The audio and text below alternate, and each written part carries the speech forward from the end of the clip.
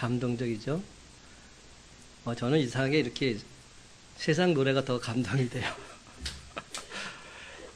찬송가, 복음성가의 감동을 받아야 되는데, 지난 주 중에 말씀을 준비하는데 이 노래가 그렇게 제게 강하게 맴도는 거예요.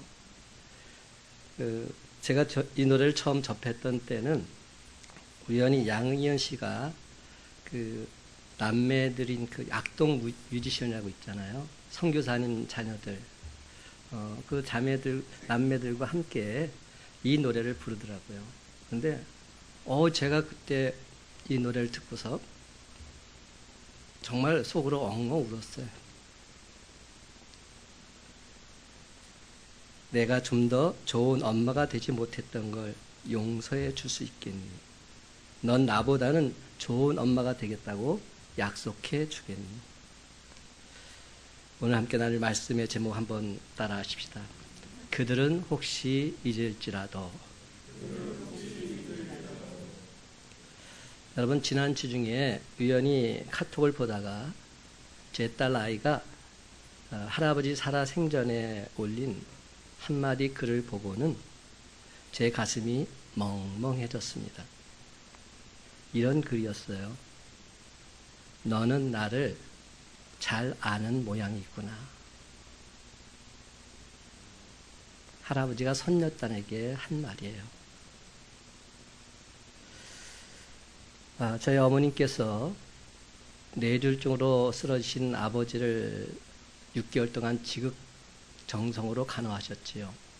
그러다가 그만 어머니가 심장마비로 먼저 소천하셨어요. 참으로 갑작스러워 되어진 일 속에서 온 가족이 힘들고 어려운 시간을 보냈지요. 그리고 아버지를 이곳 풍동지역으로 모시고 매일 저랑 저희 사모랑 찾아뵙고 식사 수발을 들면서 대화를 나누곤 했지요.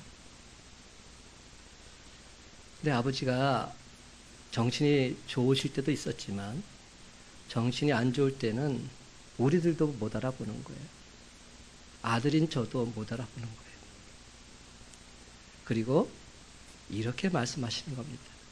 너는 나를 잘 아는 모양이구나.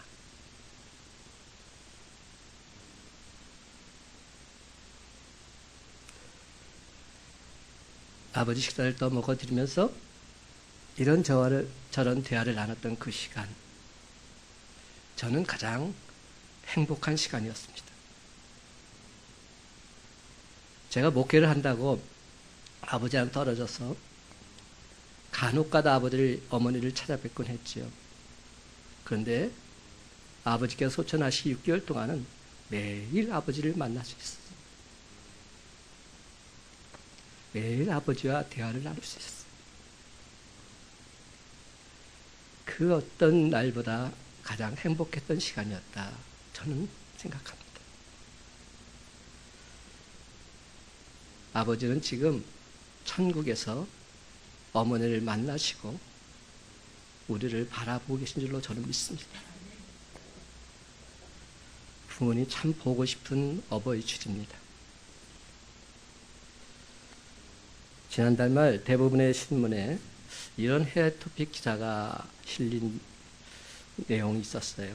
어떤 내용이냐면 교통사고로 혼수 상태에 빠졌던 한 여성이 27년 만에 깨어나는 기적이 있었다, 이런 기사입니다. 2년도 아니고요, 3년도 아니고요, 27년 만에 혼수 상태에서 깨어났다는 겁니다. 그 내용은 이렇습니다. 1991년에 당시 32살이었던 압둘라라는 여인이 차로 아이를 학교에서 데려오던 중에 그만 버스와 충돌을 합니다. 그리고 심한 뇌손상을 입고 식물인간이 됩니다. 그런 와중에도 그녀는 자기 옆자리에 앉았던 4살짜리 어린 아들 꽉 부둥켜 안고 있었습니다. 그리고 아들은 온전하게 살 수 있었지요. 이 여인을 구원하기 위해서 온 가족이 함께 힘을 합칩니다. 근데 식물인간 상태로 회복이 안 되는 겁니다. 아랍에미리트 병원에서 런던 병원으로 옮겨져서 그리고 지속적으로 온 가족은 간호를 합니다.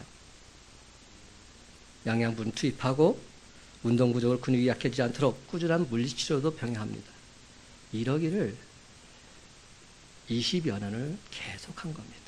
여러분, 이게 쉬운 일 같습니까? 근데 이 사실이 그 아랍에미리트 정부에 알려지게 되었어요. 그리고 2017년 정부 차원에서 이 여인을 돕겠다 이렇게 나섰습니다. 그래서 2017년 독일에서 치료를 받을 수 있도록 가족에 보조금을 제공해 주었고, 독일 병원에서 압둘라라는 이 여인은 짧아진 팔과 다리 근육을 교정하기 위한 치료를 받습니다. 상태를 좋게 만드는 각종 약물을 투여받게 됩니다. 이렇게 치료가 계속되던 어느 날 압둘라는 무려 27년 만에 의식을 되찾게 된 겁니다. 기적이 일어난 겁니다. 그는 갑자기 비명을 질렀습니다. 그리고 4월 뒤부터는 한마디 한마디 말을 하기 시작합니다. 지난달 23일 엄마가 사고 당할 때의 나이가 된 이 4살짜리 아이가 이제 31살, 2살이 된 겁니다. 엄마 나이가 된 겁니다. 그 아들 오마르라는 사람이 인터뷰를 하면서 이 모든 기사가 이제 알려지게 된 것이죠. 그는 인터뷰 기사에서 지난 세월의 치료를 이렇게 말합니다. 나는 늘 그 순간을 꿈꿨습니다. 그녀가 내 이름을 불렀을 때 나는 기쁨으로 나아갈 것 같았습니다. 어머니가 처음 말한 단어는 바로 내 이름이었습니다. 어머니 나를 보호하려고 감싸 안았습니다. 언젠가는 어머니가 일할 것 같은 마음이 있었기에 나는 결코 치료를 포기하지 않았습니다. 제가 이 이야기를 공개하는 이유는 살아가는 사람들에 대한 희망을 잃지 말라는 것입니다. 그들은 아직 죽은 사람이 아니기 때문이지요. 사랑하는 성도 여러분, 이것이야말로 부모와 자식 간의 끝없는 사랑의 모습, 너무나 아름답고 감동적인 가정의 모델이 아니겠습니까? 이사야 49장 15절은 말합니다. 여인이 어찌 그 젖먹는 자식을 잊겠으며 자기 태에서 난 아들을 긍휼히 여기지 않겠느냐. 그들은 혹시 잊을지라도 나는 너를 잊지 아니할 것이라. 고린도서 6장 18절에 보면 너희에게 아버지가 되고 너희는 내게 자녀가 되리라. 전능하신 주의 말씀이라 하셨느니라. 전능하신 주의 말씀이다. 그렇습니다. 하나님께서는 이스라엘 백성을 자녀로 삼으시고 부모처럼 그들을 돌보아 주셨습니다. 때로는 아버지의 모습으로, 때로는 어머니의 모습으로 그들을 길러주셨습니다. 오늘 시간 함께 읽은 이사야 말씀 속에서 이스라엘을 향한 하나님 아버지의 마음을 우리는 넉넉히 읽을 수 있습니다. 고난 중에 아파하고 낙심하고 있는 자식을 향한 부모의 안타까운 심정, 이 말씀 속에 잘 담겨져 있습니다. 이스라엘 백성들이 바벨론의 포로가 되어서 고통을 당하고 있었지요. 그 고통의 날에 그들은 생각합니다. 하나님께서 우리들을 버리시고 잊으셨어. 그래서 우리가 이스라엘 백성들을 향해서 고난을 당해서 하나님께서 우리를 잊고 잠잠히 계시는 것이야. 이렇게 말하고 있는 이스라엘 백성들, 그들 향해 하나님께서 하신 말씀이 바로 15절 말씀. 여인이 어찌 그 젖먹는 자식을 잊겠으며 자기 태에서 난 아들을 긍휼히 여기지 않겠느냐. 그들은 혹시 잊을지라도 나는 결단코 너를 잊지 않으리라. 그리고는 하나님께서 자신들을 잊었다고 하는 이스라엘 백성들을 향해서 한마디 더 힘주어서 강조하십니다. 내가 너를 내 손바닥에 새겼노라. 제가 이 말씀은 따로 전에 말씀을 드린 적이 있어요. 내가 너를 내 손바닥에 새겼노라. 여러분, 이 말씀은 하나님께서 내가 너를 내 손바닥에 썼다 말씀하시는 것이 아닙니다. 우리는 항상 이 말씀을 볼 때 이렇게 생각해요. 하나님께서 내 이름을 당신 손바닥에 쓰셨구나. 아니요. 썼다가 아닙니다. 새겼다 말씀하십니다. 사랑하는 성도 여러분, 자식은 그 어디에 있든 항상 어머니의 품 안에 있습니다. 어머니 가슴에 있는 자식, 어찌 어머니가 잊을 수 있겠습니까? 설사 어머니가 자식을 잊는다 할지라도 하나님께서는 그리스도 안에 있는 우리들 항상 당신 품 안에 안고 계십니다. 그런데 내가 너를 내 손바닥에 새겼다, 이 말의 뜻, 우리가 좀 더 구체적으로 살펴볼 필요가 있습니다. 이 말은 그 당시 이사야 선지자 당시의 문화 속에서 이 말을 이해해야 합니다. 이런 내용입니다. 어머니와 아들이 살고 있었어요. 그런데 어머니와 아들 모두가 글을 읽지 못합니다. 알지 못합니다. 글을 알지 못하는 어머니는 아들이 멀리 떠나가게 되자 아들 생각나게 해주는 표를 갖고 싶었습니다. 지금처럼 사진을 가질 수도 없었고 그때에 어머니는 문신을 새겨주는 사람을 찾아갑니다. 그리고 손바닥을 내밉니다. 그리고 아들이 보고 싶을 때는 늘 기억할 수 있는 것 그려달라고, 새겨달라고 말합니다. 아마도 문신을 하는 사람은 어머니 손바닥에 바늘로 한 점 한 점 찔러가면서 아들의 모습을 새겨 넣었을 것입니다. 그렇습니다. 비록 아들은 먼 곳으로 떠나갔지만 어머니는 날마다 그 아들을 생각하며 보고플 때는 손바닥에 새겨진 아들의 얼굴을 보면서 위로를 받았을 것입니다. 아침에 손을 씻을 때에도, 밥을 지을 때에도, 일을 할 때에도 언제나 아들은 그렇게 어머니의 손바닥에 있었습니다. 아니, 어머니의 가슴 속에 있었습니다. 아들의 모습은 손을 물에 넣어도 지워지지 않고 닳아 없어지지도 않습니다. 일을 할 때나 쉴 때나 언제나 손바닥에 새겨진 것을 보고서 아들을 생각했을 것이요, 아들을 위해서 날마다 기도하면서 아들을 마음에 그리고 있었을 것입니다. 그렇습니다. 어머니가 살아있는 동안 그 손바닥에는 언제나 아들을 생각나게 하는 그것이 있었습니다. 그 아들은 항상 이렇게 어머니의 마음속에 있었고 어머니의 생각 속에 있었습니다. 사랑하는 성도 여러분, 이것이 곧 이스라엘을 사랑하는 하나님 아버지의 마음이요, 저와 여러분을 사랑하는 하나님 아버지의 마음인 줄 믿으시기 바랍니다. 우리말 성경에는 생략이 되었지만 16절에 보면 보라라는 말을 넣고서 읽어보게 되면, 보라, 내가 너를 내 손바닥에 새겼고 너의 성벽이 항상 내 앞에 있노라, 이렇게 말씀하십니다.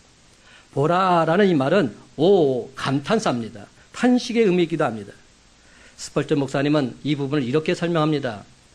하나님이 나를 잊어버리셨다고 말하는 이스라엘 백성들의 불신을 보시고는 너무 놀라서 하나님이 이렇게 말씀하신 것 같다고. 내가 너를 내 손바닥에 새겨넣어라 말씀하셨다고. 하나님의 사랑하는 백성들이 아무 근거도 없이 이렇게 하나님을 의심하고 두려워하다니 이보다 더 기막힌 일이 어디 있겠습니까? 그 순간 하나님께서 이렇게 울부짖듯 말씀하십니다. 내가 내 손바닥에 새긴 너를 어떻게 잊어버릴 수 있겠느냐? 너를 기억하게 하는데 바로 그것이 내 손바닥에 있는데, 내 육신에 새겨져 있는데 어떻게 감히 내가 너를 끊임없이 기억하지 않는다 의심할 수 있느냐? 사랑하는 성도 여러분, 어느 쪽이 더 놀라운 일입니까? 자기 백성들이 그렇게 의심하는데도 계속해서 사랑하시는 하나님의 그 신실하심이십니까? 아니면 하나님이 그처럼 신실하게 사랑하시는데도 계속해서 나는 하나님을 믿지 못하겠노라, 하나님 믿지 못하겠노라 불신하고 있는 이스라엘 백성들의 모습입니까? 우리가 믿는 하나님, 신실하신 하나님은 한 번도 당신 약속을 어기신 적이 없으십니다. 실수하신 적이 없으십니다. 그런데도 우리는 시련만 당하면 또 하나님을 향해서 삿대질합니다. 원망합니다. 불평합니다. 의심합니다.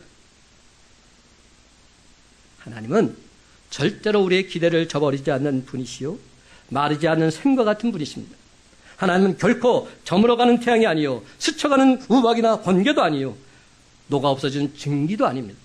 그런데도 우리는 하나님이 무슨 사막의 신규라도 되는 것처럼 끊임없이 염려하면서 의심과 두려움에 시달리고 있습니다.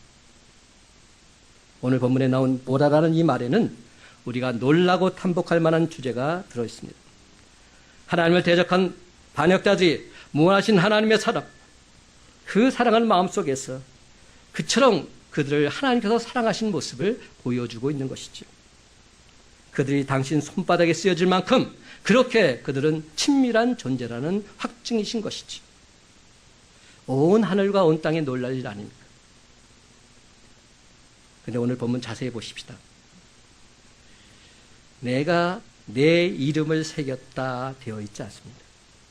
내가 너를 새겼다 되어 있습니다. 제가 지난번에 말씀할 때도 얘기를 했었던 것 같은데, 너와 내 이름은 천지차입니다. 우리가 누군가를 기억하자면 손바닥에 그 사람 이름 정도는 적을 수 있어요. 근데 하나님께서 이스라엘 백성들을 향해서, 또한 하나님 믿는 저와 여러분을 향해서 뭐라고 말씀하고 계십니까? 내가 너를 새겼다. 이름 정도가 아니라는 겁니다. 너를 새겼다는 겁니다. 내가 너를 새겼다? 이 말씀 속에 얼마나 철저한 의미가 담겨져 있는지 한번 생각해 보십시다. 이 말은 내가 너의 인격, 너의 모습, 너의 사정, 너의 처지, 너의 죄, 너의 유혹, 너의 약함, 너의 부족함, 내가 한 모든 것들 다 새겼다는 겁니다. 내 잘난 모습도 내 못난 모습도 다 새겼다는 겁니다. 내가 너에게 한 모든 것을 다 새겼다는 뜻이요, 내가 내 손바닥에 내 모든 것을 두었다는 뜻입니다. 사랑하는 성도 여러분, 하나님은 당신 손바닥에 여러분의 이름 정도가 아니라 여러분을 새기셨다 말씀하십니다. 그런데도 불구하고 또다시 하나님께서 여러분을 잊어버리셨다 이렇게 말씀하시겠습니까? 우리는 때로 이스라엘 백성들과 같은 그런 생각을 할 때가 있지요. 나의 간절한 기도에 대해서 하나님께서 잠잠하실 때, 내가 고난을 당할 때, 시련의 골짜기를 지날 때, 우리는 자신에게 이렇게 말합니다. 하나님께서 나를 버리셨어. 하나님께서 나를 잊으신 게 분명해. 그렇지 않으면 이럴 수 없어. 하나님이 살아계시다면, 하나님이 지금 나와 함께 하신다면 이럴 수는 없어. 그 순간 우리 질문, 나는 너를 결코 잊지 않았다 말씀하십니다. 너는 항상 내 앞에 있다 말씀하십니다. 그래서 나는 항상 하나님 앞에 있으며 주님 마음속에 내가 있는 줄 믿으시기 바랍니다. 그러니까 내가 무엇을 염려하고 무엇을 근심할 수 있단 말입니다. 근심, 걱정, 염려 왜 하십니까? 주님이 나를 당신 손바닥에 새기셨다 말씀하십니다. 주님께서 나의 모든 것을 이미 다 알고 계시다 말씀하십니다. 근심, 걱정, 염려는 사탄 마귀가 주는 마음입니다. 나를 당신 손바닥에 기록하시고 나를 항상 당신 앞에 두시는 분은 어떤 분이십니까? 하늘과 땅을 지으신 창조주 하나님이십니다. 세상 만물을 주관하시고 지금도 섭리하시는 살아계신 전능하신 하나님이 나의 하나님이신 줄 믿으시기 바랍니다. 그 하나님께서 예수 그리스도의 십자가의 피로 나를 사해 주시고 자신의 아들과 딸이 되게 해 주셨습니다. 너는 내 자녀라 말씀하십니다. 그리고 나를 영원토록 잊지 않으시겠다. 나와 함께 하시겠다. 나를 통해 놀란 하나님의 영광을 드러내 주시겠다 말씀하고 계십니다. 오늘은 어버이날이기 때문에 부모님 얘기를 좀 해야 될 것 같아요. 아버지, 어머니 천국으로 보내드리고 유품을 정리하는데 아버지, 어머니 핸드폰 공이 단축 다이얼 1번에 제가 있더라고요. 그러니까 어르신들은 전화하기가 힘드니까 그냥 1번만 딱 누르면 그게 자동으로 연결이 되게 돼 있어요. 근데 그게 바로 제 전화더라고요.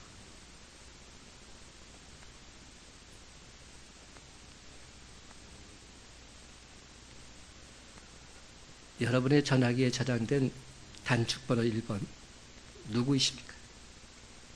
부모님일 수도 있고요. 사랑하는 사람일 수도 있습니다. 누군가 나를 1번에 저장해 놓고 나를 찾으며 나를 기억해 주고 날 위해 기도해 주고 있다면 얼마나 행복한 일입니까?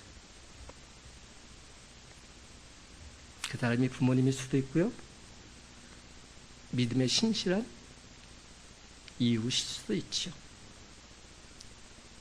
더구나 나도 모르는 중에 누군가 나를 기억 속에 두고 나를 위해 축복하고 기도해주고 있다는 사실을 알게 되었을 때 그 든든함이란 그 무엇을 얻은 것보다 더 크게 전율을 느끼며 다가오게 되어 있습니다. 나에게는 강력한 중보자가 있다. 이 확신이 있다면 어떤 경우에도 승리할 수 있는 것이죠. 근데 바로 하나님께서 저와 여러분을 이처럼 손바닥에 새기고 기억 1순위에 놓고 계신 줄 믿으시기 바랍니다. 사랑하는 성도 여러분, 너무나도 감격스럽지 않으십니까? 오늘 이사야서 말씀에 설명된 하나님 마음을 통해서 우리를 낳으신 육신의 부모님 마음 또한 이해해 보게 됩니다. 자식들은 부모의 품을 떠나서 즐거운 시간을 가질 때, 맛난 음식을 배불리 먹을 때 오직 그 즐거움에 도취하여 지내지만, 어머니는 그 즐거움의 시간에 먹을 것이 풍성한 그 자리에서도 이 좋은 것들 자녀들과 함께 나누었으면 하고 집을 떠난 자식들을 생각하게 됩니다. 사실 자식들은 그 시간 아무 부족함 없이 잘 먹고 편안하게 지나고 있구만, 어머니는 집을 떠난 자식의 눈에 밟힙니다. 목에 걸립니다. 그 맛난 음식 마음껏 드시지 못하고 슬그머니 상을 물리십니다. 그리고 주섬주섬 냉장고 깊은 곳에 넣어 두시지요. 이런 어머니의 모습이 우리 모두의 어머니의 모습 아닙니까? 언젠가 자식이 집에 오면 그때 먹이려고 고이고이 간직해 두시는 겁니다. 또 아버지의 마음은 어떠합니까? 누가복음 15장에 보면 나간 자식 돌아오기만을 밤새 문 열어놓고 기다리시는 분이 바로 우리의 아버지이십니다. 그러면 여러분, 어버이 주일에 오해라는 글 여러분께 다시 한번 소개해 드리고자 합니다. 귀담아 잘 들으시기 바랍니다. 제목이 오해입니다. 오해. 우리 어머니는 엄마가 보고 싶지 않은 줄 알았습니다. 어머니는 첫사랑이 없는 줄 알았습니다. 어머니는 친구가 한 사람도 없는 줄 알았습니다. 어머니는 몸은 절대 아프지 않는 어떤 특별한 몸인 줄 알았습니다. 어머니는 어렸을 때부터 아무 꿈도 품은 적이 없는 줄 알았습니다. 어머니는 새벽에 일찍 일어나고 늦게 잠드는 것을 좋아하시는 줄 알았습니다. 어머니는 특별히 좋아하시는 음식이 없는 줄 알았습니다. 어머니는 짧은 파마 머리만 좋아하시는 줄 알았습니다. 어머니는 얼굴이 고와지고 몸매가 날씬해지는 것에는 전혀 관심도 없으신 줄 알았습니다. 어머니는 우리가 전화를 길게 하는 것 좋아하시지 않는 줄 알았습니다. 어머니는 언제까지나 우리 곁에 계실 줄 알았습니다. 이제는 아버지에 대한 오해입니다. 우리 아버지는 단 하루라도 쉬는 것을 좋아하지 않는 줄 알았습니다. 아버지는 웃는 걸 모르시는 줄 알았습니다. 아버지는 딸이 시집가는 것을 보고 마냥 기뻐만 하신 줄 알았습니다. 아버지는 어머니 외에 아는 여자라고는 한 사람도 없는 줄 알았습니다. 아버지는 배가 불러와 비싼 음식 앞에서는 빨리 일어나시는 줄 알았습니다. 아버지는 양복 입고 넥타이 매는 것 싫어하시는 줄 알았습니다. 아버지 안주머니에는 늘 돈이 넉넉히 들어있는 줄 알았습니다. 아버지는 좋아하시는 운동도 취미도 없는 줄 알았습니다. 아버지는 우리가 하는 말을 귀담아 듣지 않으신 줄 알았습니다. 아버지는 아무리 깊고 험한 길을 걸어가도 조금도 두려워하시지 않는 줄 알았습니다. 아버지 눈에는 눈물이 한 방울도 없는 줄 알았습니다. 아버지는 우리가 객지로 떠나는 것 좋아하시는 줄로 알았습니다. 사랑하는 성도 여러분, 이런 크고도 엄청난 아버지 어머니의 사랑과 은혜로 말미암아 오늘의 저와 여러분이 있게 된 겁니다. 그런데도 불구하고 우리는 너무나도 쉽사리 부모님의 은혜, 부모님의 사랑에 무관심할 때가 얼마나 많은지 모릅니다. 그렇습니다, 여러분. 자식들은 자주 부모님을 잊고 살아가지만 부모님은 자식을 늘 가슴에 품고 사십니다. 이것이 진정 부모님의 마음입니다. 자녀들은 어른이 되고 노인이 되어도 부모님 품에 있는 자식일 뿐입니다. 아무리 머리카락 휘어진 나이 먹은 자식일지라도 부모님에게는 그저 사랑스러운 자식으로 보일 뿐입니다. 이스라엘 백성들을 향한 하나님 아버지의 마음도 마찬가지였고 우리를 향한 하나님 아버지의 마음도 똑같습니다. 이사야 46장 3절과 4절 말씀 우리가 화면을 보면서 다 같이 함께 읽고 원합니다. 이사야 46장 3절 4절입니다. 시작. 야곱의 집이여 이스라엘 집에 남은 모든 자여 내게 들을지어다. 배에서 태어남으로부터 내게 안겼고 태에서 남으로부터 내게 업힌 너희여 너희가 노년에 이르기까지 내가 그리하겠고 백발이 되기까지 내가 너희를 품을 것이라.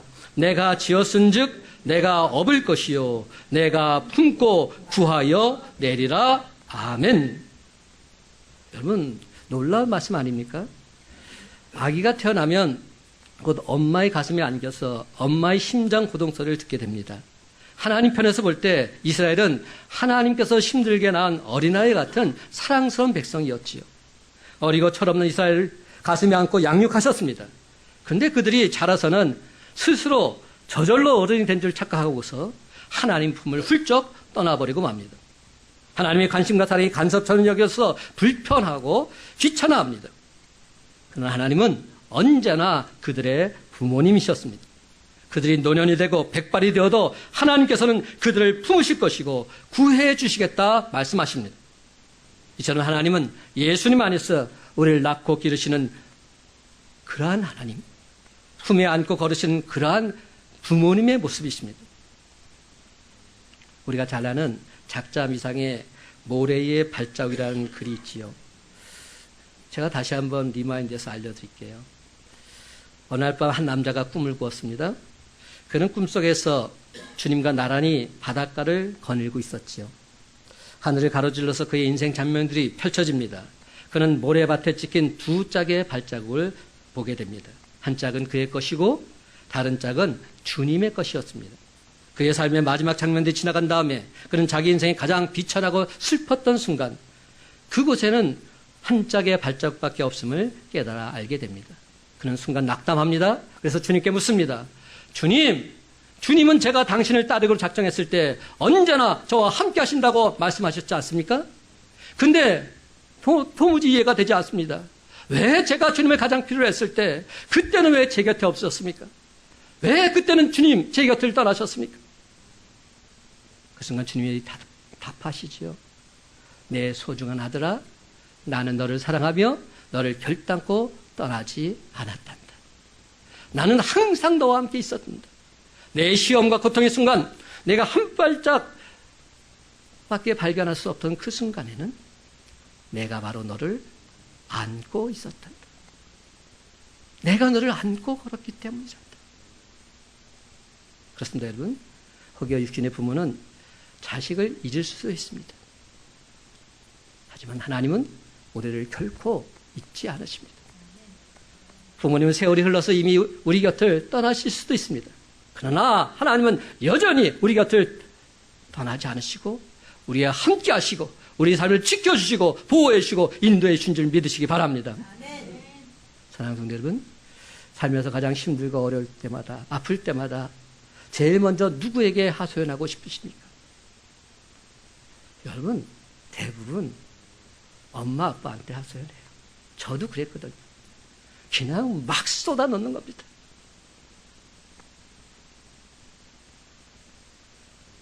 마음껏 목 놓아 외쳐 불러보시는 이름이 바로 어머니, 아버지 아니십니까? 근데 저처럼 이제 그 부모님이 이 세상에 계지 않을 때, 아무리 불러도 부모님은 대접하지 않을 때, 여러분 과연 어떻게 하시겠습니까? 그 순간 하나님을 부르짖으시기 바랍니다. 하나님을 목 놓아 부르짖으시기 바랍니다. 하나님 아버지께 간절히 기도하시기 바랍니다. 우리 곁에 항상 계시고 우리를 품에 안고 계신 그 주님 부르시기 바랍니다. 우리 주님은 저와 여러분의 어머니요 아버지가 되십니다. 늘 언제나 우리를 만나 주십니다. 고통의 시간을 지난 순간에 하나님이 내 아픔에 관심을 두지 않으시고 나를 잊으셨는가 해서 서운하고 우울할 때 하나님께서 우리에게 분명히 이렇게 말씀하십니다. 내가 너와 늘 함께 한단다. 내가 너와 늘 함께 할 테니까 아무 걱정하지 말거라. 내 아들아, 내 딸아, 너는 항상 내 손바닥에 새겨져 있단다.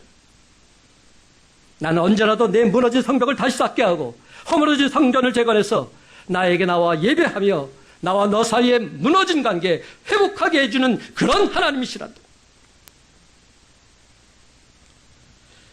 같이 오늘 주신 말씀 그런 의미를 생각하며 한 목소리 읽어보십시다. 49장 15절부터 18절 상반절까지 말씀. 여인이 어찌 그 젖 먹는 자식. 함께 있습니다. 시작. 여인이 어찌 그 젖 먹는 자식을 잊겠으며 자기 태에서 난 아들을 긍휼히 여기지 않겠느냐. 그들은 혹시 잊을지라도 나는 너를 잊지 아니할 것이라. 내가 너를 내 손바닥에 새겼고 너의 성벽이 항상 내 앞에 있나니 내 자녀들은 빨리 걸으며 너를 헐며 너를 황폐하게 하던 자들은 너를 떠나가리라. 내 눈을 들어 사방을 보라. 그들이 다 모여 내게로 오느리라. 아멘. 사랑하는 성도 여러분, 오늘은 어버이 주일로 지키고 있습니다. 우리를 세상에 있게 하신 부모님, 하나님을 알게 하신 부모님께 진심으로 감사드리시기 바랍니다. 또한 이런 부모님을 허락해 주신 하나님 아버지께 더더욱 감사드리시기 바랍니다. 그렇다면 우리가 부모님을 위해서 최대로 보답하는 길 과연 무엇일까요? 우리 가정은 항상 모일 때마다 불렀던 가족성이 있습니다. 찬송가 559장 사철의 봄바람 불어있고 이 찬양입니다. 사철의 봄바람 불어있고 하나님 아버지 모셨으니 믿음의 반석도 든든하다. 우리 집 즐거운 동산이라. 함께 할까요? 고마워라 임마누엘 예수만 섬기는 우리 집. 고마워라 임마누엘 복되고 즐거운 하루하루. 아멘입니다. 지금 이 시간 부모님이 과연 어떤 가정을 원하실까요? 부모님이야말로 온 가족이 다 예수 믿고 저 천국에서 영생복락을 누리는 믿음의 가문이 되길 원하지 않으실까요? 하나님 아버지 모셨으니 하나님을 주인으로 모신 가정, 예수만 섬기는 우리 집, 그러면 된 거 아닙니까? 다른 것은 좀 부족해도 주님을 모신 주님의 가족이라면 그러면 된 겁니다. 이제 말씀을 맺습니다. 사랑하는 성도 여러분, 이제부터는 긍휼이 풍성하신 하나님을 인생의 주인으로 모시고 육신의 부모님을 공경하면서 사랑한 자녀들과 주님 사랑 함께 나누며 사시기 바랍니다. 그렇습니다. 여러분, 어버이 주일에 하나님이 진정 기뻐하시는 영적인 가문이 되셔서 주님 안에서 서로 사랑하고 섬기면서 아름답고 복된 믿음의 가문을 이루는 저와 여러분의 가정이 다 되시기를 예수님의 이름으로 간절히 축원합니다.